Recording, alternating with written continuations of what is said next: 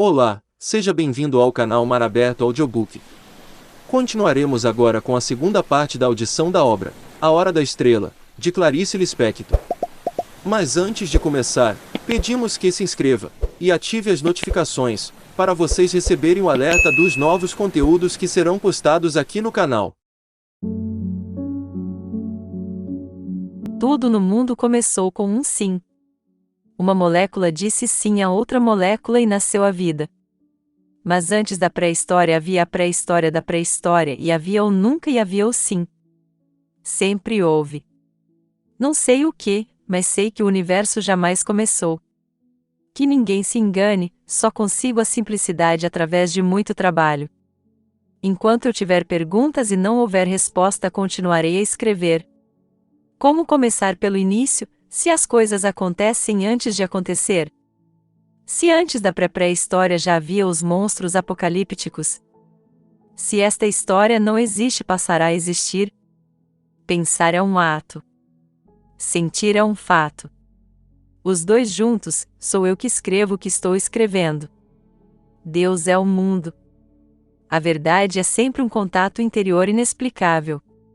A minha vida mais verdadeira e irreconhecível, extremamente interior e não tem uma só palavra que a signifique.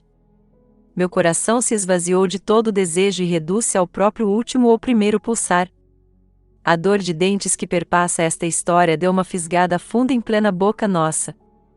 Então eu canto alto agudo uma melodia sincopada e estridente, é a minha própria dor, eu que carrego o mundo e a falta de felicidade. Felicidade? Nunca vi palavra mais doida, inventada pelas nordestinas que andam por aí aos montes. Como eu irei dizer agora, esta história será o resultado de uma visão gradual. Há 2 anos e meio venho aos poucos descobrindo os porquês. É visão da iminência de... De quê? Quem sabe se mais tarde saberei. Como que estou escrevendo na hora mesma em que sou lido. Só não inicio pelo fim que justificaria o começo, como a morte parece dizer sobre a vida, porque preciso registrar os fatos antecedentes. Escrevo neste instante com algum prévio pudor por vos estar invadindo com tal narrativa tão exterior e explícita. De onde, no entanto, até sangue arfante de tão vivo de vida poderá quem sabe escorrer e logo se coagular em cubos de geleia trêmula. Será essa história um dia meu coágulo? Que sei eu. Se há veracidade nela, é claro que a história é verdadeira embora inventada, que cada um a reconheça em si mesmo, porque todos nós somos um e quem não tem pobreza de dinheiro tem pobreza de espírito ou saudade por lhe faltar coisa mais preciosa que ouro, existe a quem falte o delicado essencial. Como é que sei tudo o que vai se seguir e que ainda o desconheço, já que nunca o vivi? É que numa rua do Rio de Janeiro peguei no ar de relance o sentimento de perdição no rosto de uma moça nordestina. Sem falar que eu, em menino, me criei no Nordeste. Também sei das coisas por estar vivendo. Quem vive sabe, mesmo sem saber que sabe. Assim é que os senhores sabem mais do que imaginam e estão fingindo de sonsos. Proponho-me que não seja complexo o que escreverei, embora obrigado a usar palavras que vos sustentam. A história, determino com falso livre-arbítrio, vai ter uns 7 personagens e eu sou um dos mais importantes deles, é claro. Eu, Rodrigo S.M. relato antigo, pois não quero ser mordenoso e inventar modismos à guisa de originalidade. Assim é que experimentarei contra os meus hábitos uma história com começo, meio e gran finale seguido de silêncio e de chuva caindo. História exterior e explícita, sim, mas que contém segredos, a começar por um dos títulos. Quanto ao futuro, que é precedido por um ponto final e seguido de outro ponto final. Não se trata de capricho meu, no fim talvez se entenda a necessidade do delimitado.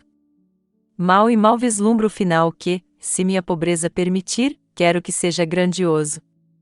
Se em vez de ponto fosse seguido por reticências, o título ficaria aberto a possíveis imaginações vossas, porventura até malsãs e sem piedade. Bem, é verdade que também eu não tenho piedade do meu personagem principal, a nordestina, é um relato que desejo frio. Mas tenho o direito de ser dolorosamente frio, e não vós. Por tudo isto é que não vos dou a vez. Não se trata apenas de narrativa, é antes de tudo vida primária que respira, respira, respira. Material poroso, um dia viverei aqui a vida de uma molécula com seu estrondo possível de átomos. O que é mais do que invenção, é minha obrigação contar sobre essa moça entre milhares delas. E dever meu, nem que seja de pouca arte, o de revelar-lhe a vida. Porque há o direito ao grito. Então eu grito. Grito puro e sem pedir esmola. Sei que há moças que vendem o corpo, única posse real, em troca de um bom jantar, em vez de um sanduíche de mortadela. Mas a pessoa de quem falarei mal tem corpo para vender, ninguém a quer, ela é virgem e inócua, não faz falta a ninguém. Aliás, descubro agora, eu também não faço a menor falta, e até o que escrevo um outro escreveria. Um outro escritor, sim, mas teria que ser homem porque escritora mulher pode lacrimejar piegas. Como a nordestina, há milhares de moças espalhadas por cortiços, vagas de cama num quarto, atrás de balcões trabalhando até a estafa. Não notam sequer que são facilmente substituíveis e que tanto existiram como não existiriam. Poucas se queixam e, ao que eu saiba, nenhuma reclama por não saber a quem. Esse quem, será que existe? Estou esquentando o corpo para iniciar, esfregando as mãos uma na outra para ter coragem. Agora me lembrei de que houve um tempo em que, para me esquentar o espírito, eu rezava. O movimento é espírito. A reza era um meio de mudamente escondido de todos atingir-me a mim mesmo. Quando rezava conseguia um oco de alma, e esse oco é o tudo que posso eu jamais ter. Mais do que isso, nada. Mas o vazio tem o valor e a semelhança do pleno. Um meio de obter é não procurar, um meio de ter é o de não pedir e somente acreditar que o silêncio que eu creio em mim é resposta a meu mistério. Pretendo, como já insinuei, escrever de modo cada vez mais simples. Aliás, o material de que disponho é parco e singelo demais, as informações sobre os personagens são poucas e não muito elucidativas, informações essas que penosamente me vêm de mim para mim mesmo, é trabalho de carpintaria. Sim, mas não esquecer que para escrever não importa o que, o meu material básico é palavra. Assim é que esta história será feita de palavras que se agrupam em frases e destas se evolam um sentido secreto que ultrapassa palavras e frases. É claro que, como todo escritor, tenho a tentação de usar termos suculentos. Conheço adjetivos esplendorosos, carnudos substantivos e verbos tão esguios que atravessam agudos o ar em vias de ação, já que palavra é ação, concordai? Mas não vou enfeitar a palavra, pois se eu tocar no pão da moça, esse pão se tornará em ouro, e a jovem poderia mordê-lo, morrendo de fome. Tenho então que falar simples para captar a sua delicada e vaga existência. Limito-me humildemente, mas sem fazer estardalhaços de minha humildade que já não seria humilde, limito-me a contar as fracas aventuras de uma moça numa cidade toda feita contra ela. Ela que devia ter ficado no sertão de Alagoas com vestido de chita e sem nenhuma datilografia, já que escrevia tão mal, só tinha até o 3º ano primário. Por ser ignorante era obrigada na datilografia a copiar lentamente letra por letra, a tia que lhe dera um curso ralo de como bater a máquina. E a moça ganhará uma dignidade, era enfim datilógrafa. Embora, ao que parece, não aprovasse na linguagem 2 consoantes juntas, e copiava a letra linda e redonda do amado chefe a palavra designar, de modo como em língua falada diria, designar. Desculpai-me, mas vou continuar a falar de mim que sou meu desconhecido, e ao escrever me surpreendo um pouco pois descobri que tenho um destino. Quem já não se perguntou, sou um monstro ou isto é ser uma pessoa? Quem antes afiançar que essa moça não se conhece senão através de ir vivendo à toa? Se tivesse a tolice de se perguntar, quem sou eu? Cairia estatelada em cheio no chão. É que, quem sou eu? Provoca necessidade. E como satisfazer a necessidade?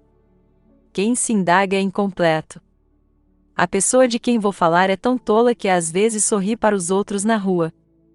Ninguém lhe responde ao sorriso porque nem ao menos a olham. Voltando a mim, o que escreverei não pode ser absorvido por mentes que muito exijam e ávidas de requintes.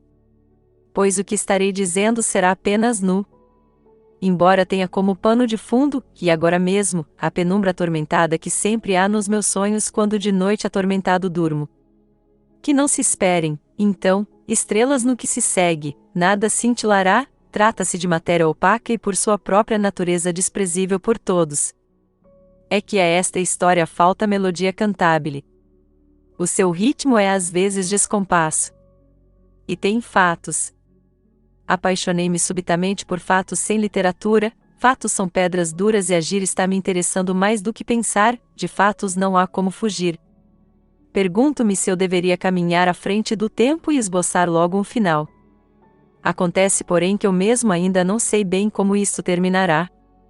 E também porque entendo que devo caminhar passo a passo de acordo com um prazo determinado por horas, até um bicho lida com o tempo. E esta é também a minha mais primeira condição, a de caminhar paulatinamente apesar da impaciência que tenho em relação a essa moça. Com esta história eu vou me sensibilizar, e bem sei que cada dia é um dia roubado da morte. Eu não sou um intelectual, escrevo com o corpo. E o que escrevo é uma névoa úmida. As palavras são sons transfundidos de sombras que se entrecruzam desiguais, estalactites, renda, música transfigurada de órgão. Mal ouso clamar palavras, a essa rede vibrante e rica, mórbida e obscura tendo como contratom o baixo grosso da dor. Alegro com brio. Tentarei tirar ouro do carvão. Sei que estou adiando a história e que brinco de bola sem bola. O fato é um ato. Juro que este livro é feito sem palavras. É uma fotografia muda. Este livro é um silêncio. Este livro é uma pergunta. Mas desconfio que toda essa conversa é feita apenas para adiar a pobreza da história, pois estou com medo. Antes de ter surgido na minha vida essa datilógrafa, eu era um homem até mesmo um pouco contente, apesar do mau êxito na minha literatura. As coisas estavam de algum modo tão boas que podiam se tornar muito ruins porque o que amadurece plenamente pode apodrecer. Transgredir, porém, os meus próprios limites me fascinou de repente. E foi quando pensei em escrever sobre a realidade, já que essa me ultrapassa. Qualquer que seja o que quer dizer a realidade. O que narrarei será meloso? Tem tendência, mas então agora mesmo seco endureço tudo. E pelo menos o que escrevo não pede favor a ninguém e não implora socorro, aguenta-se na sua chamada dor com uma dignidade de barão. Parece que estou mudando o modo de escrever. Mas acontece que só escrevo o que quero, não sou um profissional, e preciso falar dessa nordestina senão sufoco. Ela me acusa e o meio de me defender é escrever sobre ela. Escrevo em traços vivos e ríspidos de pintura. Estarei lidando com fatos como se fossem as irremediáveis pedras e que falei. Embora queira que para me animar sinos badalem enquanto adivinho a realidade. E que anjos esvoassem em vespas transparentes em torno de minha cabeça quente porque esta quer se transformar em objeto coisa, é mais fácil. Será mesmo que a ação ultrapassa a palavra? Mas que ao escrever, que o nome real seja dado às coisas. Cada coisa é uma palavra. E quando não se a tem, inventa-se-á. Esse vosso Deus que nos mandou inventar. Por que escrevo? Antes de tudo porque captei o espírito da língua e assim às vezes a forma é que faz conteúdo. Escrevo portanto, não por causa da nordestina mas por motivo grave de força maior, como se diz nos requerimentos oficiais, por força de lei. Sim, minha força está na solidão. Não tenho medo nem de chuvas tempestivas nem das grandes ventanias soltas, pois eu também sou o escuro da noite. Embora não aguente bem ouvir um assovio no escuro, e passos. Escuridão? Lembro-me de uma namorada, era moça-mulher e que escuridão dentro de seu corpo. Nunca esqueci, jamais se esquece a pessoa com quem se dormiu. O acontecimento fica tatuado em marca de fogo na carne viva e todos os que percebem o estigma fogem com horror. Quero neste instante falar da nordestina. É o seguinte, ela como uma cadela vadia era teleguiada exclusivamente por si mesma. Pois reduzia-se a si. Também eu, de fracasso em fracasso, me reduzi a mim, mas pelos menos quero encontrar o mundo e seu Deus. Quero acrescentar, à guisa de informações sobre a jovem e sobre mim, que vivemos exclusivamente no presente, pois sempre e eternamente é o dia de hoje e o dia de amanhã será um hoje, a eternidade é o estado das coisas neste momento. E eis que fiquei receoso quando pus palavras sobre a nordestina. E a pergunta é: como escrevo? Verifico que escrevo de ouvido assim como aprendi inglês e francês de ouvido. Antecedentes meus do escrever? Sou um homem que tem mais dinheiro que os que passam fome, o que faz de mim de algum modo desonesto. E só minto na hora exata da mentira. Mas quando escrevo não minto. Que mais? Sim, não tenho classe social, marginalizado que sou. A classe alta me tem como um monstro esquisito, a média com desconfiança de que eu possa desequilibrá-la, a classe baixa nunca vem a mim. Não, não é fácil escrever. É duro como quebrar rochas. Mas voam faíscas e lascas como aços espelhados. Ah! Que medo de começar e ainda nem sequer sei o nome da moça. Sem falar que a história me desespera por ser simples demais. O que me proponho a contar parece fácil e à mão de todos. Mas a sua elaboração é muito difícil. Pois tenho que tornar nítido o que está quase apagado e que mal vejo. Com mãos de dedos duros e lameados a palpar o invisível na própria lama. De uma coisa tenho certeza, essa narrativa mexerá com uma coisa delicada, a criação de uma pessoa inteira que na certa está tão viva quanto eu. Cuidai dela porque meu poder é só mostrá-la para que vós a reconheçais na rua, andando de leve por causa da esvoaçada magreza. E se for triste a minha narrativa? Depois na certa escreverei algo alegre, embora alegre por quê? Porque também sou um homem de hosanas e um dia, quem sabe, cantarei loas que não há as dificuldades da nordestina. Por enquanto quero andar nu ou em farrapos, quero experimentar pelos menos uma vez a falta de gosto que dizem ter a história. Comer a hóstia será sentir o insosso do mundo e banhar-se no não. Isso será coragem minha, a de abandonar sentimentos antigos já confortáveis. Agora não é confortável. Para falar da moça tenho que não fazer a barba durante dias e adquirir olheiras escuras por dormir pouco, só cochilar de pura exaustão, sou um trabalhador manual. Além de vestir-me com roupa velha rasgada. Tudo isso para me pôr ao nível da nordestina. Sabendo no entanto que talvez eu tivesse que me apresentar de modo convincente às sociedades que muito reclamam de quem está neste instante mesmo batendo a máquina. Tudo isso, sim, a história é história. Mas sabendo antes para nunca esquecer que a palavra é fruto da palavra. A palavra tem que se parecer com a palavra. Atingi-la é o meu primeiro dever para comigo. E a palavra não pode ser enfeitada e artisticamente vã, tem que ser apenas ela. Bem, é verdade que também queria alcançar uma sensação fina e que esse finíssimo não se quebrasse em linha perpétua. Ao mesmo tempo que quero também alcançar o trombone mais grosso e baixo, grave e terra, tão a troco de nada que por nervosismo de escrever, eu tivesse um acesso incontrolável de riso vindo do peito. E quero aceitar minha liberdade sem pensar o que muitos acham, que existir é coisa de doido, caso de loucura. Porque parece. Existir não é lógico.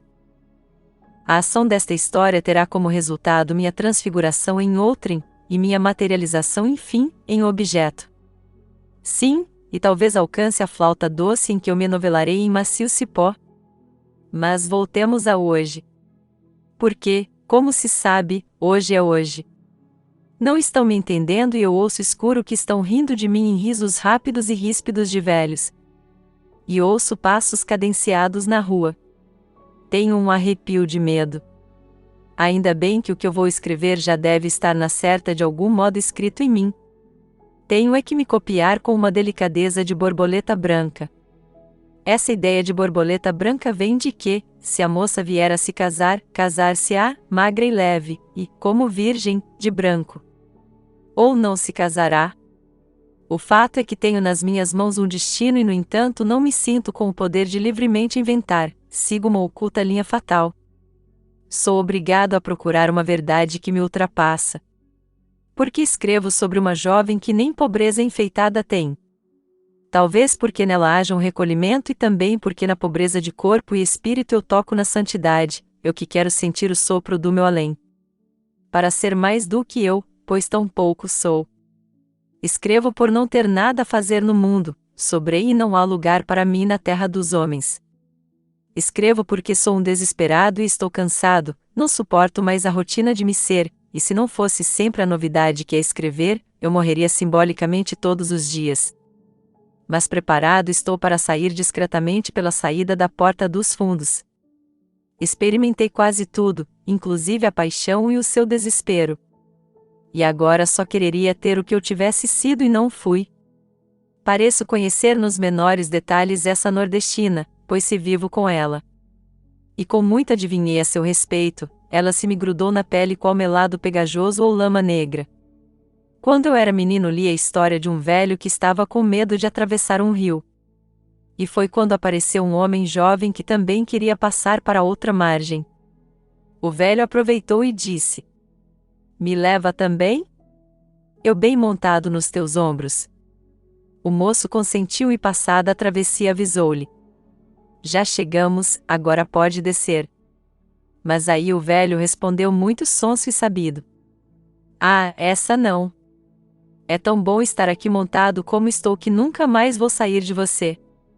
Pois a datilógrafa não quer sair dos meus ombros. Logo eu que constato que a pobreza é feia e promíscua. Por isso não sei se minha história vai ser o quê? Não sei de nada, ainda não me animei a escrevê-la. Terá acontecimentos? Terá. Mas quais? Também não sei. Não estou tentando criar em vós uma expectativa aflita e voraz, é que realmente não sei o que me espera. Tenho um personagem buliçoso nas mãos e que me escapa a cada instante querendo que eu o recupere. Esqueci de dizer que tudo o que estou agora escrevendo é acompanhado pelo rufar enfático de um tambor batido por um soldado. No instante mesmo em que eu começar a história, de súbito cessará o tambor. Vejo a nordestina se olhando ao espelho e, um rufar de tambor, no espelho aparece o meu rosto cansado e barbudo. Tanto nós nos intertrocamos. Não há dúvida que ela é uma pessoa física. E adianto um fato: trata-se de moça que nunca se viu nua porque tinha vergonha. Vergonha por pudor ou por ser feia? Pergunto-me também como é que eu vou cair de quatro em fatos e fatos. É que de repente o figurativo me fascinou, crio a ação humana e estremeço. Também quero figurativo assim como um pintor que só pintasse cores abstratas quisesse mostrar que o fazia por gosto, e não por não saber desenhar. Para desenhar a moça, tenho que me domar e para poder captar sua alma tenho que me alimentar frugalmente de frutas e beber vinho branco gelado, pois faz calor neste cubículo onde me tranquei e de onde tenho a veleidade de querer ver o mundo. Também tive que me abster de sexo e de futebol. Sem falar que não entro em contato com ninguém. Voltarei algum dia à minha vida anterior? Duvido muito. Vejo agora que esqueci de dizer que por enquanto nada leio para não contaminar com luxos a simplicidade de minha linguagem. Pois como eu disse, a palavra tem que se parecer com a palavra, instrumento meu. Ou não sou um escritor? Na verdade sou mais ator porque, com apenas um modo de pontuar, faço malabarismos de entonação, obrigo o respirar alheio a me acompanhar o texto. Também esqueci de dizer que o registro que em breve vai ter que começar, pois já não aguento mais a pressão dos fatos, o registro que em breve vai ter que começar, é escrito sob o patrocínio do refrigerante mais popular do mundo e que nem por isso me paga nada, refrigerante esse, espalhado por todos os países. Aliás, foi ele quem patrocinou o último terremoto em Guatemala. Apesar de ter gosto do cheiro de esmalte de unhas, de sabão aristolino e plástico mastigado. Tudo isso não impede que todos o amem com servilidade e subserviência. Também porque, que vou dizer agora uma coisa difícil que só eu entendo, porque essa bebida que tem coca é hoje. Ela é um meio da pessoa atualizar-se e pisar na hora presente. Quanto à moça, ela vive num limbo impessoal, sem alcançar o pior nem melhor. Ela somente vive, inspirando e expirando, inspirando e expirando. Na verdade, para que mais que isso? O seu viver é ralo. Sim. Mas por que estou me sentindo culpado? E procurando aliviar-me do peso de nada ter feito de concreto em benefício da moça. Moça essa, e vejo que já estou quase na história, moça essa que dormia de combinação de brim, com manchas bastante suspeitas de sangue pálido. Para adormecer nas frígidas noites de inverno enroscava-se em si mesma, recebendo-se e dando-se o próprio parco calor. Dormia de boca aberta por causa do nariz entupido, dormia exausta, dormia até o nunca. Devo acrescentar algo que importa muito para a apreensão da narrativa, é que esta é acompanhada do princípio ao fim por uma levíssima e constante dor de dentes, coisa de dentina exposta. Afianço também que a história será igualmente acompanhada pelo violino plangente tocado por um homem magro bem na esquina. A sua cara é estreita e amarela como se ela já tivesse morrido. E talvez tenha. Tudo isso eu disse tão longamente por medo de ter prometido demais e dar apenas o simples e o pouco. Pois esta história é quase nada. O jeito é começar de repente, assim como eu me lanço de repente na água gélida do mar, modo de enfrentar com uma coragem suicida o intenso frio. Vou agora começar pelo meio dizendo que ela era incompetente.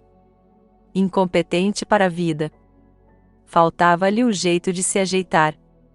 Só vagamente tomava conhecimento da espécie que tinha de si em si mesma. Se fosse criatura que se exprimisse diria, o mundo é fora de mim, eu sou fora de mim.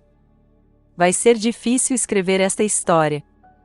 Apesar de eu não ter nada a ver com a moça, terei que me escrever todo através dela por entre espantos meus.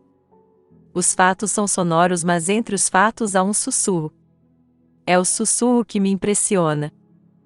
Faltava-lhe o jeito de se ajeitar.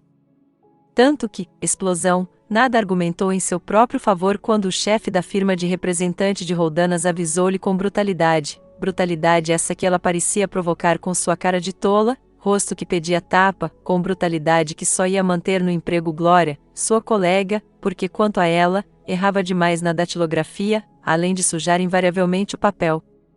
Isso disse ele. Quanto à moça, achou que se deve por respeito responder alguma coisa, e falou cerimoniosamente a seu escondidamente amado chefe. Me desculpe o aborrecimento. O senhor Raimundo Silveira, que a essa altura já lhe havia virado as costas, voltou, e um pouco surpreendido com a inesperada delicadeza, e alguma coisa na cara quase sorridente da datilógrafa o fez dizer com menos grosseria na voz, embora a contragosto, bem, a despedida pode não ser para já, é capaz até de demorar um pouco. Depois de receber o aviso, foi ao banheiro para ficar sozinha porque estava toda atordoada. Olhou-se maquinalmente ao espelho que encimava a pia imunda e rachada, cheia de cabelos, o que tanto combinava com sua vida. Pareceu-lhe que o espelho baço e escurecido não refletia imagem alguma. Sumira por acaso a sua existência física? Logo depois passou a ilusão e enxergou a cara toda deformada pelo espelho ordinário, o nariz tornado enorme como o de um palhaço de nariz de papelão. Olhou-se e levemente pensou, tão jovem e já com ferrugem. Há os que têm. E há os que não têm. É muito simples, a moça não tinha. Não tinha o quê? É apenas isso mesmo, não tinha. Se der para me entenderem, está bem. Se não, também está bem. Mas por que trato dessa moça quando o que mais desejo é trigo puramente maduro e ouro no estio? Quando era pequena, sua tia, para castigá-la, com medo, dissera-lhe que homem vampiro, aquele que chupa sangue da pessoa mordendo-lhe o tenro da garganta, não tinha reflexo no espelho. Até que não seria de todo ruim ser vampiro, pois bem lhe iria algum rosado de sangue no amarelado do rosto, ela que não parecia ter sangue a menos que viesse um dia derramá-lo. A moça tinha ombros curvos como os de uma cerzideira. Aprendera em pequena a cerzir. Ela se realizaria muito mais se desse ao delicado labor de restaurar fios, quem sabe se de seda. Ou de luxo, cetim bem brilhoso, um beijo de almas. Cerzideirinha mosquito. Carregar em costas de formiga um grão de açúcar. Ela era de leve como uma idiota, só que não o era. Não sabia que era infeliz. É porque ela acredita. Em quê? Em vós, mas não é preciso acreditar em alguém ou em alguma coisa, basta acreditar. Isso lhe dava às vezes estado de graça. Nunca perderá a fé. Ela me incomoda tanto que fiquei oco. Estou oco desta moça. E ela tanto mais me incomoda quanto menos reclama. Estou com raiva. Uma cólera de derrubar copos e pratos e quebrar vidraças. Como me vingar? Ou melhor, como me Compensar.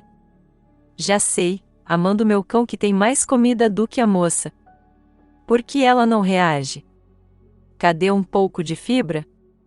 Não, ela é doce e obediente. Viu ainda 2 olhos enormes, redondos, saltados e interrogativos, tinha o olhar de quem tem uma asa ferida, distúrbio talvez de tiroide, olhos que perguntavam. A quem interrogava ela? A Deus? Ela não pensava em Deus, Deus não pensava nela. Deus é de quem conseguir pegá-lo. Na distração aparece Deus. Não fazia perguntas. Adivinhava que não há respostas. Era lá tola de perguntar? E de receber um não na cara? Talvez a pergunta vazia fosse apenas para que um dia alguém não viesse a dizer que ela nem ao menos havia perguntado. Por falta de que lhe respondesse, ela mesma parecia se ter respondido: é assim porque é assim. Existe no mundo outra resposta? Se alguém sabe de uma melhor, que se apresente e a diga: estou há anos esperando. Enquanto isso as nuvens são brancas e o céu é todo azul. Para que tanto Deus? Por que não um pouco para os homens? Ela nascera com maus antecedentes e agora parecia uma filha de um não sei o que, com ar de se desculpar por ocupar espaço. No espelho distraidamente examinou de perto as manchas no rosto. Em Alagoas chamavam-se panos, diziam que vinham do fígado. Disfarçava os panos com grossa camada de pó branco e se ficava meio caiada era melhor que o pardacento. Ela toda era um pouco encardida, pois raramente se lavava. De dia usava saia e blusa, de noite dormia de combinação. Uma colega de quarto não sabia como avisar-lhe que seu cheiro era morrinhento. E como não sabia, ficou por isso mesmo, pois tinha medo de ofendê-la. Nada nela era iridescente, embora a pele do rosto entre as manchas tivesse um leve brilho de opala. Mas não importava. Ninguém olhava para ela na rua, ela era café frio. E assim se passava o tempo para a moça esta. Assoava o nariz na barra da combinação. Não tinha aquela coisa delicada que se chama encanto. Só eu a vejo encantadora. Se é eu, seu autor, a amo. Sofro por ela. E só eu é que posso dizer assim: que é que você me pede chorando que não lhe dê cantando? Essa moça não sabia que ela era o que era, assim como um cachorro não sabe que é cachorro. Daí não se sentir infeliz. A única coisa que queria era viver. Não sabia para quê, não se indagava. Quem sabe, achava que havia uma gloriazinha em viver. Ela pensava que a pessoa é obrigada a ser feliz. Então era. Antes de nascer ela era uma ideia? Antes de nascer ela era morta?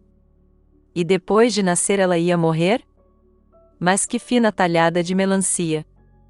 Há poucos fatos a narrar e eu mesmo não sei ainda o que estou denunciando.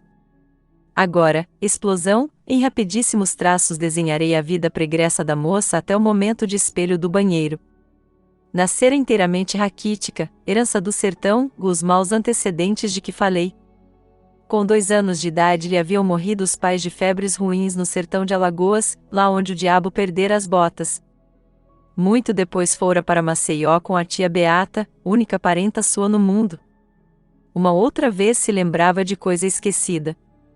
Por exemplo, a tia lhe dando cascudos no alto da cabeça porque o cocuruto de cabeça devia ser, imaginava a tia, um ponto vital.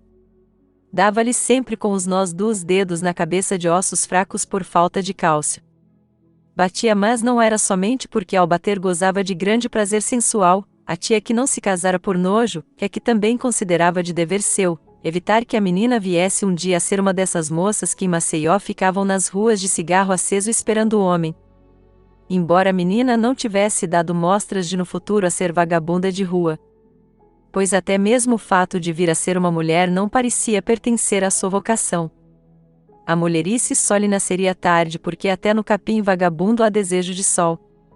As pancadas, ela esquecia pois esperando-se um pouco a dor termina por passar. Mas o que doía mais, era ser privada da sobremesa de todos os dias, goiabada com queijo, a única paixão na sua vida. Pois não era que esse castigo se tornará o predileto da tia sabida?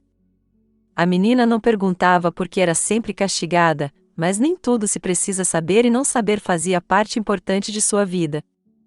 Esse não saber pode parecer ruim, mas não é tanto porque ela sabia muita coisa, assim como ninguém ensina cachorro a abanar o rabo e nem a pessoa a sentir fome, nasce-se e fica-se logo sabendo. Assim como ninguém lhe ensinaria um dia a morrer, na certa morreria um dia como se antes tivesse estudado de cor a representação do papel de estrela. Pois na hora da morte a pessoa se torna a brilhante estrela de cinema, é o instante de glória de cada um e é quando como no canto coral se ouvem agudos sibilantes. Quando era pequena tivera vontade intensa de criar um bicho. Mas a tia achava que ter um bicho era mais uma boca para comer.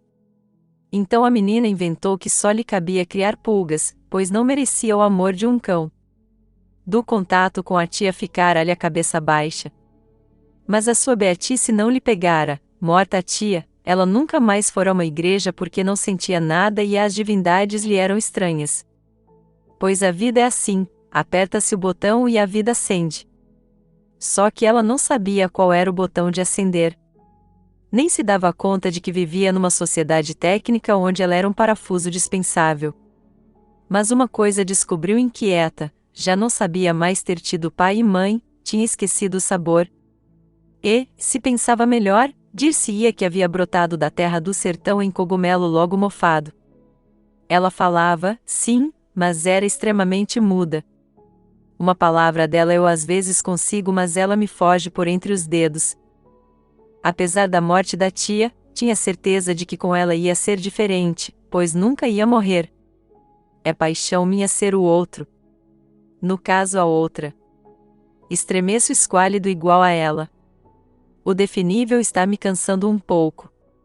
Prefiro a verdade que há no prenúncio. Quando eu me livrar dessa história, voltarei ao domínio mais irresponsável de apenas ter leves prenúncios. Eu não inventei essa moça. Ela forçou de dentro de mim a sua exigência. Ela não era nem de longe débil mental, era à mercê e crente como uma idiota. A moça que pelo menos comida não mendigava, havia toda uma subclasse de gente mais perdida e com fome. Só eu a amo. Depois, que ignora-se por quê, tinham vindo para o Rio, o inacreditável Rio de Janeiro, a tia lhe arranjara emprego, finalmente morrera, e ela, agora sozinha, morava numa vaga de quarto compartilhado com mais 4 moças balconistas das lojas americanas. O quarto ficava num velho sobrado colonial, da áspera Rua do Acre entre as prostitutas que serviam a marinheiros, depósitos de carvão e de cimento em pó, não longe do cais do porto. O cais imundo dava-lhe saudade do futuro. O que é que há? Pois estou como que ouvindo acordes de piano alegre, será isto símbolo de que a vida da moça iria ter um futuro esplendoroso? Estou contente com essa possibilidade e farei tudo para que esta se torne real. Rua do Acre. Mas que lugar! Os gordos ratos da Rua do Acre. Lá é que não piso, pois tenho horror sem nenhuma vergonha do pardo pedaço da vida imunda. Uma vez por outra tinha sorte de ouvir de madrugada um galo cantar a vida e ela se lembrava nostálgica do sertão. Onde caberia um galo a cocoricar naquelas paragens ressequidas de artigos por atacado de exportação e importação? Se o leitor possui alguma riqueza e vida bem acomodada, sairá de si para ver como é às vezes o outro. Se é pobre, não estará me lendo porque ler-me é supérfluo para quem tem uma leve fome permanente. Faço aqui o papel de vossa válvula de escape e da vida massacrante da média burguesia. Bem sei que é assustador sair de si mesmo, mas tudo que é novo assusta. Embora a moça anônima da história seja tão antiga que podia ser uma figura bíblica. Ela era subterrânea e nunca tinha tido floração. Minto, ela era capim. Dos verões sufocantes da abafada Rua do Acre, ela só sentia o suor, um suor que cheirava mal. Esse suor me parece de má origem. Não sei se estava tuberculosa, acho que não. No escuro da noite um homem assobiando e passos pesados, o uivo do vira-lata abandonado. Enquanto isso, as constelações silenciosas e o espaço que é tempo que nada tem a ver com ela e conosco. Pois assim se passavam os dias. O cantar de galo na aurora sanguinolenta dava um sentido fresco à sua vida murcha. Havia de madrugada uma passarinhada buliçosa na Rua do Acre, é que a vida brotava no chão, alegre por entre pedras. Rua do Acre para morar, Rua do Lavradio para trabalhar, cais do porto para ir espiar no domingo, um ou outro prolongado apito de navio cargueiro que não se sabe por que dava aperto no coração, um ou outro delicioso embora um pouco doloroso cantar de galo. Era do nunca que vinha o galo.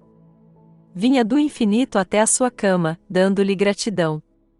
Sono superficial porque estava há quase um ano resfriada. Tinha acesso de tosse seca de madrugada, abafava-a com o travesseiro ralo. Mas as companheiras do quarto, Maria da Penha, Maria Aparecida, Maria José e Maria apenas, não se incomodavam. Estavam cansadas demais pelo trabalho que nem por ser anônimo era menos árduo. Uma vendia pó de arroz Scott, mas que ideia! Elas viravam para o outro lado e readormeciam. A tosse da outra até que as embalava em sono mais profundo. O céu é para baixo ou para cima? Pensava a nordestina. Deitada, não sabia. Às vezes antes de dormir sentia fome e ficava meio alucinada pensando em coxa de vaca. O remédio então era mastigar papel bem mastigadinho e engolir. Eu me acostumo mas não amanso. Por Deus! Eu me dou melhor com os bichos do que com gente. Quando vejo meu cavalo livre e solto no prado, tenho vontade de encostar meu rosto no seu vigoroso e aveludado pescoço e contar-lhe a minha vida. E quando acaricio a cabeça de meu cão, sei que ele não exige que eu faça sentido ou me explique. Talvez a nordestina já tivesse chegado à conclusão de que a vida incomoda bastante, alma que não cabe bem no corpo, mesmo alma rala como a sua. Imaginavazinha, toda supersticiosa, que se por acaso viesse alguma vez a sentir um gosto bem bom de viver, se desencantaria de súbito de princesa que era e se transformaria em bicho rasteiro. Porque, por pior que fosse sua situação, não queria ser privada de si, ela queria ser ela mesma. Achava que cairia em grave castigo e até risco de morrer se tivesse gosto. Então defendia-se da morte por intermédio de um viver de menos, gastando pouco de sua vida para esta não acabar. Essa economia lhe dava alguma segurança, pois, quem cai, do chão não passa. Teria ela a sensação de que vivia para nada? Nem posso saber, mas acho que não. Só uma vez se fez uma trágica pergunta: quem sou eu? Assustou-se tanto que parou completamente de pensar. Mas eu, que não chego a ser ela, sinto que vivo para nada. Sou gratuito e pago as contas de luz, gás e telefone. Quanto a ela, até mesmo de vez em quando ao receber o salário comprava uma rosa. Tudo isso acontece no ano este que passa, e só acabarei esta história difícil quando eu ficar exausto da luta, não sou um desertor. Às vezes lembrava-se de uma assustadora canção desafinada de meninas brincando de roda de mãos dadas, que ela só ouvia sem participar, porque a tia queria para varrer o chão. As meninas de cabelos ondulados com laços de fita cor-de-rosa. Quero uma de vossas filhas de marré de si. Escolhei a qual quiser marré. A música era um fantasma pálido como uma rosa que é louca de beleza mas mortal, pálida e mortal. A moça era hoje o fantasma suave e terrificante de uma infância sem bola nem boneca. Então costumava fingir que corria pelos corredores de boneca na mão atrás de uma bola, e rindo muito, a gargalhada era aterrorizadora porque acontecia no passado e só a imaginação maléfica a trazia para o presente, saudade do que poderia ter sido e não foi. Eu bem avisei que era literatura de cordel, embora eu me recuse a ter qualquer piedade. Devo dizer que essa moça não tem consciência de mim. Se tivesse teria para quem rezar e seria a salvação. Mas eu tenho plena consciência dela, através dessa jovem dou meu grito de horror à vida. A vida que tanto amo. Volto à moça, o luxo que se dava era tomar um gole de café frio antes de dormir. Pagava o luxo tendo azia ao acordar. Ela era calada, por não ter o que dizer, mas gostava de ruídos. Era vida. Enquanto o silêncio da noite assustava, parecia que estava prestes a dizer uma palavra fatal. Durante a noite na rua do Acre, era raro passar um carro, quanto mais buzinassem, melhor para ela. Além desses medos, como se não bastassem, tinha medo grande de pegar doença ruim lá embaixo dela, isso, a tia lhe ensinara. Embora os seus pequenos óvulos tão murchos, tão então. Mas vivia em tanta mesmice que de noite não se lembrava do que acontecera de manhã. Vagamente pensava de muito longe sem palavras o seguinte: já que sou, o jeito é ser. Os galos de que falai avisavam mais um repetido dia de cansaço. Cantavam o cansaço. E as galinhas, que faziam elas? Indagava-se a moça. Os galos pelo menos cantavam. Por falar em galinha, a moça às vezes comia num botiquim um ovo duro. Mas a tia lhe ensinara que comer ovo fazia mal para o fígado. Sendo assim, obediente adoecia, sentindo dores do lado esquerdo oposto ao fígado. Pois era muito impressionável e acreditava em tudo que existia e no que não existia também. Mas não sabia enfeitar a realidade. Para ela a realidade era demais para ser acreditada. Aliás, a palavra realidade não lhe dizia nada. Nem a mim, por Deus. Quando dormia quase que sonhava que a tia lhe batia na cabeça. Ou sonhava estranhamente em sexo, ela que de aparência era sexuada. Quando acordava se sentia culpada sem saber por quê, talvez porque o que é bom devia ser proibido. Culpada e contente. Por via das dúvidas se sentia de propósito culpada e rezava mecanicamente 3 Ave-Marias, Amém, Amém, Amém. Rezava, mas sem Deus, ela não sabia quem era ele, e portanto ele não existia.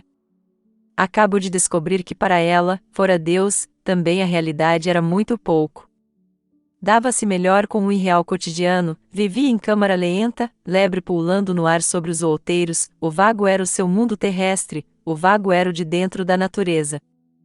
E achava bom ficar triste. Não desesperada, pois isso nunca ficará já que era tão modesta e simples, mas aquela coisa indefinível como se ela fosse romântica. Claro que era neurótica, não há sequer necessidade de dizer. Era uma neurose que a sustentava, meu Deus, pelo menos isso, muletas. Vez por outra ia para a zona sul e ficava olhando as vitrines faiscantes de joias e roupas acetinadas, só para se mortificar um pouco. É que ela sentia falta de encontrar-se consigo mesma e sofrer um pouco ao encontro. Domingo ela acordava mais cedo para ficar mais tempo sem fazer nada. O pior momento de sua vida era nesse dia ao fim da tarde, caía em meditação inquieta, o vazio do seco domingo. Suspirava. Tinha saudade de quando era pequena, farofa seca, e pensava que fora feliz. Na verdade, por pior a infância é sempre encantada, que susto. Nunca se queixava de nada, sabia que as coisas são assim mesmo e, quem organizou a terra dos homens? Na certa mereceria um dia o céu dos oblíquos onde só entra quem é torto. Aliás, não é entrar no céu, é oblíquo na terra mesmo. Juro que nada posso fazer por ela. Afianço-vos que se eu pudesse melhoraria as coisas. Eu bem sei que dizer que a datilógrafa tem o corpo cariado, é um dizer de brutalidade pior que qualquer palavrão.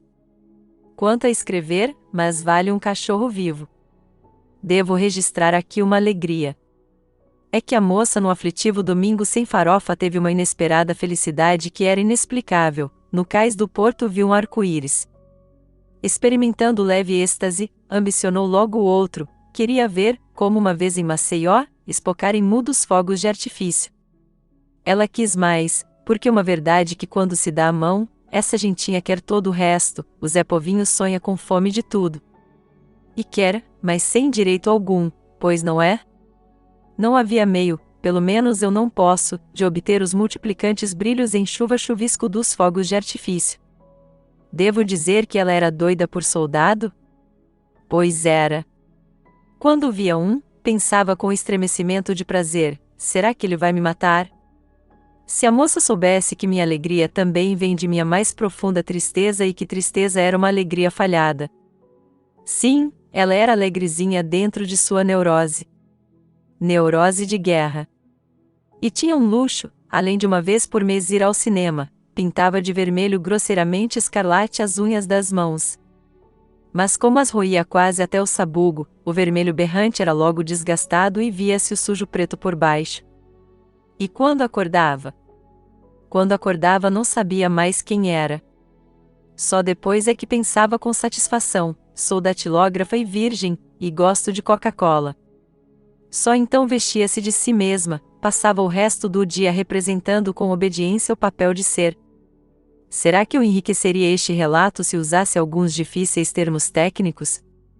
Mas aí que está, esta história não tem nenhuma técnica, nem estilo, ela é ao Deus dará.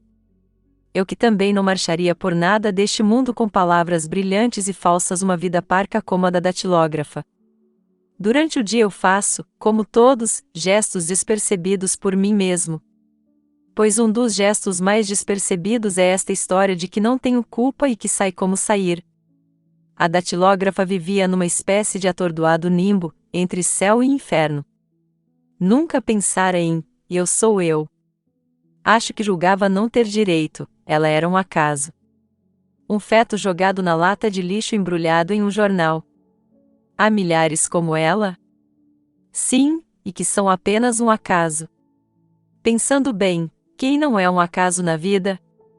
Quanto a mim, só me livro de ser apenas um acaso porque escrevo, o que é um ato que é um fato. É quando entra em contato forças interiores minhas, encontro através de mim o vosso Deus. Para que escrevo? E eu sei. Sei não. Sim, é verdade, às vezes também penso que eu não sou eu, pareço pertencer a uma galáxia longínqua de tão estranho que sou de mim. Sou eu? Espanto-me com o meu encontro. A nordestina não acreditava na morte, como eu já disse, pensava que não, pois não é que estava viva? Esquecera os nomes da mãe e do pai, nunca mencionados pela tia. Com excesso de desenvoltura estou usando a palavra escrita, e isso estremece em mim que fico com medo de me afastar da ordem e cair no abismo povoado de gritos, o inferno da liberdade. Mas continuarei. Continuando. Todas as madrugadas ligava o rádio emprestado por uma colega de moradia, Maria da Penha, ligava bem baixinho para não acordar as outras, ligava invariavelmente para a rádio relógio, que dava a hora certa e cultura, e nenhuma música, só pingava em som, gotas que caem, cada gota de minuto que passava. E sobretudo esse canal de rádio aproveitava intervalos entre as tais gotas de minuto para dar anúncios comerciais, que ela adorava anúncios. Era a rádio perfeita pois também entre os pingos do tempo dava curtos ensinamentos dos quais talvez algum dia viesse a precisar saber. Foi assim que aprendeu que o imperador Carlos Magno era na terra dele chamado Carolos. Verdade que nunca achará modo de aplicar essa informação. Mas nunca se sabe, quem espera sempre alcança. Ouvira também a informação de que o único animal que não cruza com filho era o cavalo. Isso, moço, é indecência, disse ela para a rádio. Outra vez ouvira. Arrepende-te em Cristo e Ele te dará felicidade. Então ela se arrependera. Como não sabia bem de que, arrependia-se toda e de tudo. O pastor também falava que vingança é coisa infernal. Então ela não se vingava. Sim, quem espera sempre alcança.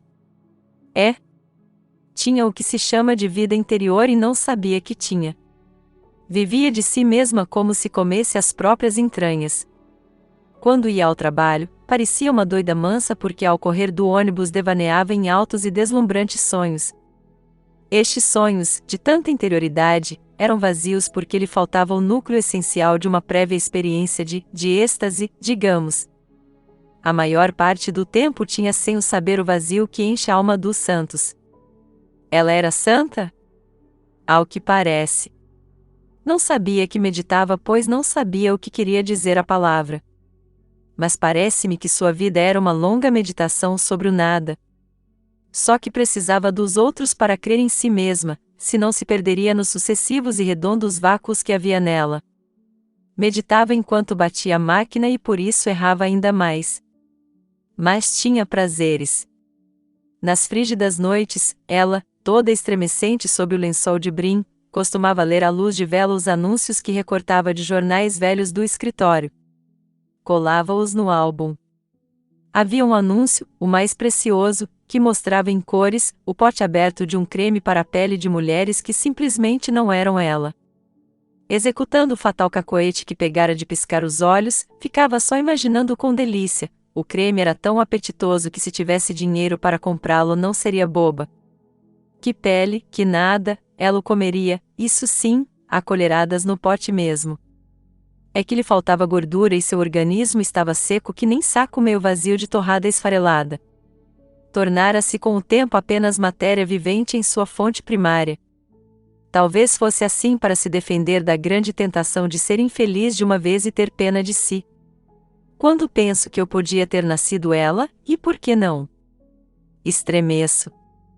E parece-me covarde fuga de eu não ser, sinto culpa como disse num dos títulos. Em todo caso, o futuro parecia vir a ser muito melhor. Pelos menos o futuro tinha a vantagem de não ser o presente. Sempre há um melhor para o ruim. Mas não havia nela miséria humana. É que tinha em si mesmo uma certa flor fresca. Pois, por estranho que pareça, ela acreditava. Era apenas fina matéria orgânica. Existia. Só isto. E eu? De mim só se sabe o que respiro. Embora só tivesse nela a pequena flama indispensável, um sopro de vida. Estou passando por um pequeno inferno com esta história. Queiram os deuses que eu nunca descrevo Lázaro porque senão eu me cobriria de lepra. Se estou demorando um pouco em fazer acontecer o que já prevejo vagamente, é porque preciso tirar vários retratos dessa alagoana. E também porque se houver algum leitor para essa história, quero que ele se embeba da jovem assim como um pano de chão todo encharcado. A moça é uma verdade da qual eu não queria saber. Não sei a quem acusar, mas deve haver um réu. Será que entrando na semente de sua vida estarei como que violando o segredo dos faraós? Terei castigo de morte por falar de uma vida que contém como todas um segredo inviolável? Estou procurando danadamente achar nessa existência pelos menos um topázio de esplendor. Até o fim talvez o deslumbre, ainda não sei, mas tenho esperança. Esqueci de dizer que às vezes a datilógrafa tinha enjoo para comer. Isso vinha desde pequena quando soubera que havia comido gato frito. Assustou-se para sempre. Perdeu o apetite, só tinha grande fome. Parecia-lhe que havia cometido um crime, e que comera um anjo e, porque acreditava, eles existiam. Nunca havia jantado ou almoçado num restaurante. Era de pé mesmo, no botequim da esquina. Tinha uma vaga ideia que mulher que entra em restaurante é francesa, e desfrutável. Havia coisas que não sabia o que significava. Uma era efeméride. E não é que seu Raimundo só mandava copiar com sua letra linda a palavra efemérides ou efeméricas. Achava o termo efemérides absolutamente misterioso. Quando copiava prestava atenção a cada letra. Glória era estenógrafa e não só ganhava mais como não parecia se atrapalhar com as palavras difíceis das quais o chefe tanto gostava. Enquanto isso a mocinha se apaixonara pela palavra efemérides. Outro retrato, nunca receberá presentes. Aliás, não precisava de muita coisa. Mas um dia viu algo que por um leve instante cobiçou, um livro que seu Raimundo, dado à literatura, deixara sobre a mesa. O título era Humilhados e Ofendidos. Ficou pensativa. Talvez tivesse pela primeira vez se definido numa classe social. Pensou, pensou e pensou. Chegou à conclusão que na verdade ninguém jamais a ofendera, tudo o que acontecia era porque as coisas são assim mesmo e não havia luta possível. Para que lutar? Pergunto eu, conheceria ela algum dia do amor o seu adeus? Conheceria algum do amor os seus desmaios? Teria seu modo doce voo? De nada sei. Que se há de fazer com a verdade de que todo mundo é um pouco triste e um pouco só? A nordestina se perdia na multidão. Na Praça Mauá onde tomava o ônibus, fazia frio e nenhum agasalho havia contra o vento. Ah, mas existiam os navios cargueiros que lhe davam saudades quem sabe de quê. Isso só às vezes. Na verdade saía do escritório sombrio, defrontava o ar lá de fora, crepuscular, e constatava então que todos os dias à mesma hora fazia exatamente a mesma hora. Irremediavelmente era o grande relógio que funcionava no tempo. Sim, desesperadamente para mim, às mesmas horas. Bem, e daí? Daí, nada. Quanto a mim, autor de uma vida, me dou mal com a repetição, a rotina me afasta de minhas possíveis novidades. por falar em novidades, a moça um dia viu num botequim um homem tão bonito que queria tê-lo em casa. Deveria ser, como ter uma grande esmeralda no estojo aberto. Intocável. Pela aliança viu que ele era casado.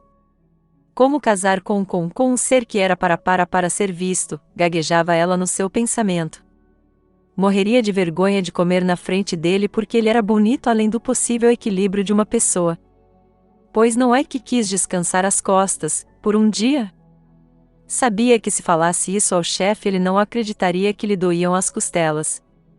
Então valeu-se de uma mentira que convence mais que a verdade. Disse ao chefe que no dia seguinte não poderia trabalhar porque arrancar um dente era muito perigoso.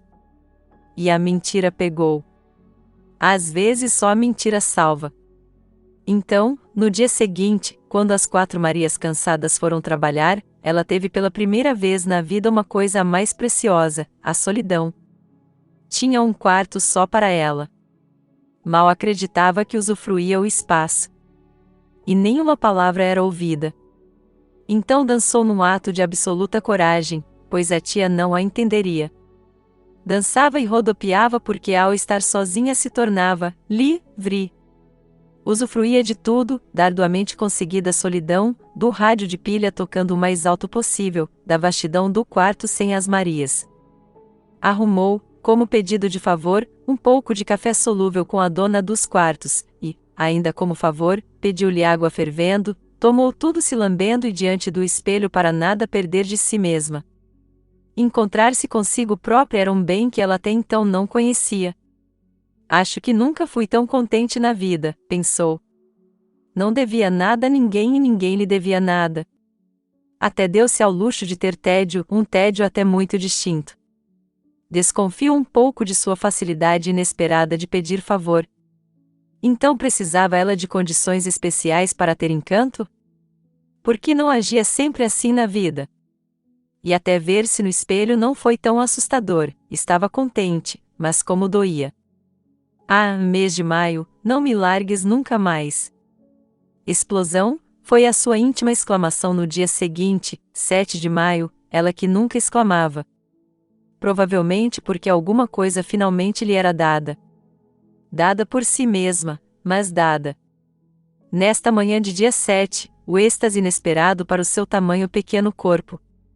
A luz aberta e rebrilhante das ruas atravessava a sua opacidade. Maio, mês dos véus de noiva flutuando em branco. O que se segue é apenas uma tentativa de reproduzir 3 páginas que escrevi e que a minha cozinheira, vendo-as soltas, jogou no lixo para o meu desespero, que os mortos me ajudem a suportar o quase insuportável, já que de nada me valem os vivos. Nem de longe consegui igualar a tentativa de repetição artificial, do que originalmente eu escrevi sobre o encontro com o seu futuro namorado. É com humildade que contarei agora a história da história. Portanto, se me perguntarem como foi, direi, não sei, perdi o encontro. Maio, mês das borboletas, noivas flutuando em brancos véus. Sua exclamação talvez tivesse sido um prenúncio do que ia acontecer no final da tarde desse mesmo dia. No meio da chuva abundante encontrou, explosão, a primeira espécie de namorado de sua vida, o coração batendo como se ela tivesse englutido um passarinho esvoaçante e preso. O rapaz e ela se olharam por entre a chuva e se reconheceram como 2 nordestinos, bichos da mesma espécie que se farejam. Ele a olhara enxugando o rosto molhado com as mãos. E a moça, bastou-lhe vê-lo para torná-lo imediatamente sua goiabada com queijo. Ele se aproximou e com a voz cantante de nordestino que a emocionou, perguntou-lhe: "E se me desculpe, senhorita, posso convidar a passear?" "Sim", respondeu atabalhoadamente com a pressa, antes que ele mudasse de ideia. "E, se me permite, qual é mesmo a sua graça?" "Macabeia." "Maca, o quê?" "Bea", foi ela obrigada a completar. "Me desculpe, mas até parece doença de pele." "Eu também acho esquisito, mas minha mãe botou ele por promessa a Nossa Senhora da Boa Morte, se vingasse, até 1 ano de idade eu não era chamada, não tinha nome, eu preferia continuar a nunca ser chamada, em vez de ter um nome que ninguém tem, mas parece que deu certo, parou um instante retomando o fôlego perdido e acrescentou desanimada e com pudor, pois como o Senhor vê eu vinguei, pois é. Também no sertão da Paraíba a promessa é questão de grande dívida de honra. Eles não sabiam como se passeia. Andaram sob a chuva grossa e pararam diante da vitrine de uma loja de ferragem onde estavam expostos atrás do vidro, canos, latas, parafusos grandes e pregos.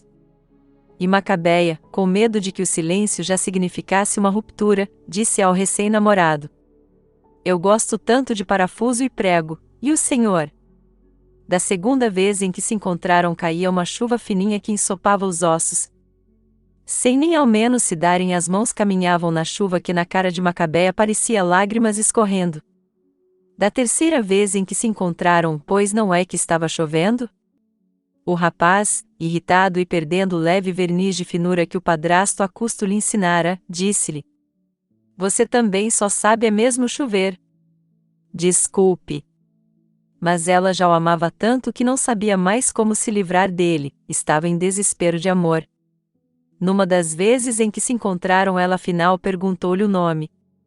Olímpico de Jesus Moreira Chaves, mentiu ele porque tinha como sobrenome apenas o de Jesus, sobrenome dos que têm pai. Fora criado por um padrasto que lhe ensinara o modo fino de tratar pessoas para se aproveitar delas e lhe ensinara como pegar mulher. Eu não entendo o seu nome, disse ela.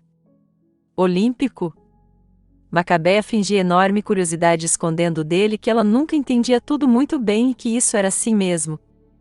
Mas ele, galinho de briga que era, arrepiou-se todo com a pergunta tola e que ele não sabia responder. Disse aborrecido: Eu sei, mas não quero dizer. Não faz mal, não faz mal, não faz mal. A gente não precisa entender o nome. Ela sabia o que era o desejo, embora não soubesse que sabia. Era assim, ficava faminta mas não de comida, era um gosto meio doloroso que subia do baixo ventre e arrepiava o bico dos seios e os braços vazios sem abraço. Tornava-se toda dramática, e viver doía. Ficava então meio nervosa e Glória lhe dava água com açúcar. Olímpico de Jesus trabalhava de operário numa metalúrgica e ela nem notou que ele não se chamava de operário, e sim de metalúrgico. Macabeia ficava contente com a posição social dele porque também tinha orgulho de ser datilógrafa, embora ganhasse menos que o salário mínimo. Mas ela e Olímpico eram alguém no mundo. Metalúrgico e datilógrafa formavam um casal de classe. A tarefa de Olímpico tinha o gosto que se sente quando se fuma um cigarro acendendo-o do lado errado, na ponta da cortiça. O trabalho consistia em pegar barras de metal que vinham deslizando de cima da máquina para colocá-las embaixo, sobre uma placa deslizante. Nunca se perguntara por que colocava a barra embaixo. A vida não lhe era má e ele até economizava um pouco de dinheiro, dormia de graça numa guarita em obras de demolição por camaradagem do vigia. Macabeia disse: As boas maneiras são a melhor herança. Pois para mim a melhor herança é mesmo muito dinheiro. Mas um dia vou ser muito rico, disse ele, que tinha uma grandeza demoníaca, a sua força sangrava. Uma coisa que tinha vontade de ser era toureiro. Uma vez fora ao cinema e estremecera da cabeça aos pés quando vira a capa vermelha. Não tinha pena do touro. Gostava era de ver sangue. No Nordeste tinha juntado salários e salários para arrancar um canino perfeito e trocá-lo por um dente de ouro faiscante. Este dente lhe dava posição na vida. Aliás, matar, tinha feito dele homem com letra maiúscula. Olímpico não tinha vergonha, era o que se chamava no Nordeste de cabra safado. Mas não sabia que era um artista, nas horas de folga esculpia figuras de santo e eram tão bonitas que ele não as vendia. Todos os detalhes ele punha e, sem faltar ao respeito, esculpia tudo do menino Jesus. Ele achava que o que é mesmo, e Cristo tinha sido além de santo um homem como ele, embora sem dente de ouro. Os negócios públicos interessavam Olímpico. Ele adorava ouvir discursos. Que tinha seus pensamentos, isso lá tinha. Acocorava-se com o cigarro barato nas mãos e pensava. Como na Paraíba ele se acocorava no chão, o traseiro sentado no zero, a meditar.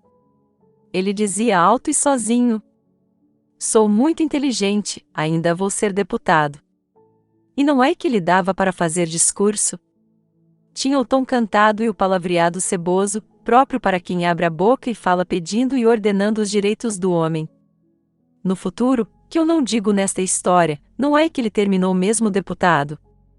E obrigando os outros a chamarem-no de doutor. Macabeia era na verdade uma figura medieval enquanto Olímpico de Jesus se julgava peça-chave, dessas que abrem qualquer porta. Macabeia simplesmente não era técnica, ela era só ela. Não quero ter sentimentalismo e portanto vou cortar o coitado implícito dessa moça. Mas tenho que anotar que Macabeia nunca recebera uma carta em sua vida e o telefone do escritório só chamava o chefe e a Glória. Ela uma vez pediu ao Olímpico que lhe telefonasse. Ele disse: telefonar para ouvir as tuas bobagens? Quando o Olímpico lhe dissera que terminaria deputado pelo estado da Paraíba. Ela ficou boquiaberta e pensou: quando nos casarmos então serei uma deputada. Não queria, pois deputada parecia nome feio. Como eu disse, essa não é uma história de pensamentos. Depois provavelmente voltarei para as inominadas sensações, até sensações de Deus. Mas a história de Macabeia tem que sair senão eu estouro. As poucas conversas entre os namorados versavam sobre farinha, carne de sol, carne seca, rapadura, melado. Pois esse era o passado de ambos e eles esqueciam o amargor da infância porque esta, já que passou, é sempre agridoce e dá até nostalgia. Pareciam por demais irmãos, coisa que, só agora estou percebendo, não dá para casar. Mas eu não sei se eles sabiam disso. Casariam ou não? Ainda não sei, só sei que eram de algum modo inocentes e pouca sombra faziam no chão. Não, menti, agora vi tudo, ele não era inocente coisa alguma, apesar de ser uma vítima geral do mundo. Descobri agora, dentro de si a dura semente do mal, gostava de se vingar, este era o seu grande prazer e o que lhe dava força de vida. Mais do que ela que não tinha anjo da guarda. Enfim, o que fosse acontecer, aconteceria.